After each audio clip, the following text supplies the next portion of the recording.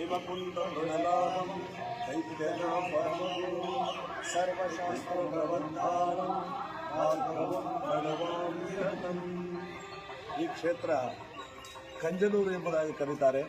ಈ ಕ್ಷೇತ್ರದಲ್ಲಿ ಶುಕ್ರ ಗ್ರಹ ಇರ್ತಕ್ಕಂಥ ಒಂದು ದೇವಸ್ಥಾನ, ಅಗ್ನೀಶ್ವರ ಅಂತ ಈಶ್ವರ ನೆಲೆಗೊಂಡಿರ್ತಕ್ಕಂಥ ಪುಣ್ಯಕ್ಷೇತ್ರ. ವಿಶೇಷವಾಗಿ ಲಕ್ಷ್ಮೀ ದೇವಸ್ಥಾನ ಇದೆ ಇಲ್ಲಿ. ಯಾಕಂದರೆ ಶುಕ್ರನಿಗೆ ಸಂಬಂಧಪಟ್ಟ ಕುಬೇರ ಲಕ್ಷ್ಮಿಯವರು ಬಹಳ ಮುಖ್ಯವಾದವರು. ಆದ್ದರಿಂದ ಇವ್ರನ್ನ ಫೈನಾನ್ಸ್ ಮಿನಿಸ್ಟ್ರು ಅಂತಲೂ ಕರೀಬೋದು.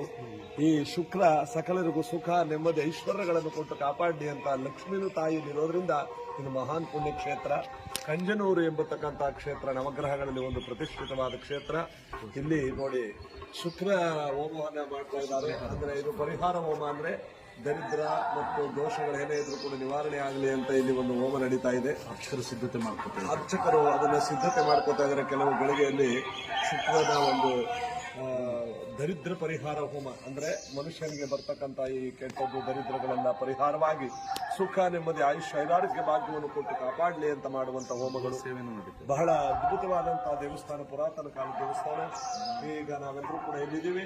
ಎಲ್ಲರಿಗೂ ಆ ಸುಖ ಶಾಂತಿ ನೆಮ್ಮದಿಯನ್ನ ಭಗವಂತ ಕರುಣಿಸಲಿ ಅಂತ ಈ ಮೂಲಕ ನಮ್ಮ ತಂಡದಿಂದ ಈ ಪ್ರವಾಸದಲ್ಲಿ ಕೇಳ್ಕೊತಾ ಇದ್ದೇವೆ.